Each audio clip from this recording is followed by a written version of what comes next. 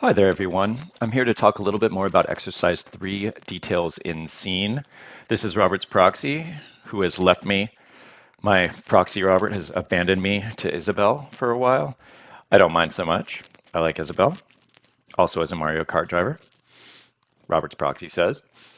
Okay, exercise 3. There's lots of parts to this, but it's pretty simple. You're sort of combining what you're learning in the second and third weeks of class. The first about concrete details, and the second about setting. So, part one of this is brainstorming. What I want you to do is go somewhere off campus. Um, Someplace you've never been is best, but if not, you choose. The key here is to go to someplace a little bit unfamiliar and also someplace where a lot of different things can happen. If you go to a place where nobody else is and nothing's going on, then it's hard to imagine that as a scene or where multiple characters will do things. It's harder to sort of build creativity from that. So it's okay to go in groups, but please stay socially distanced, wear your mask, etc., etc. That's fine. What I want you to do is go there and write down everything you notice: sounds, visions, smells, things you hear from other people, and write down your own thoughts as well. Focus on descriptions. We can't say that the backyard looks a certain way because the backyard looks a certain way at 6 o'clock in the evening in June. So, what's happening at a particular time in a particular place?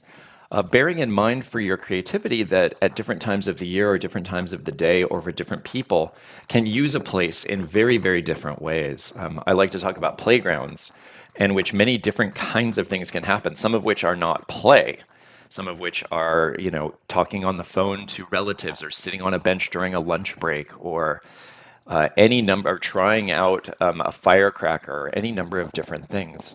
So I want you to think about how places can be interesting, in part because of the stuff that's there, in part because of the people there, but in part because of the possibilities. So take notes on all that stuff. Take also notes, like I said, on your memories.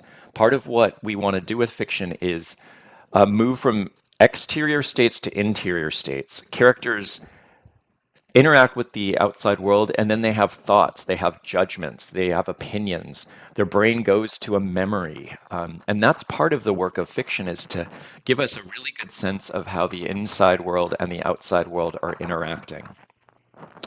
So next I want you to free write. Now when I say free write, I'm assuming that you've read Anne Lamott's shitty first drafts. What we want to do here is just write everything down without censoring it, without thinking about it, without figuring out whether it's good or bad. We're just going to write everything down that came from that sitting in a spot. It doesn't make a difference if it goes off topic. It doesn't make a difference what point of view it's in. The key here is to learn how to free write better. We want to save our brain that says things are good or bad for later. What happens when your brain says things are good or bad too quickly is that it inhibits creativity. It inhibits you going in a certain direction that you didn't know you could go in. Great. So free write. Once you free write and you have a bunch of stuff, then you can start editing and revising. You can make things more concrete.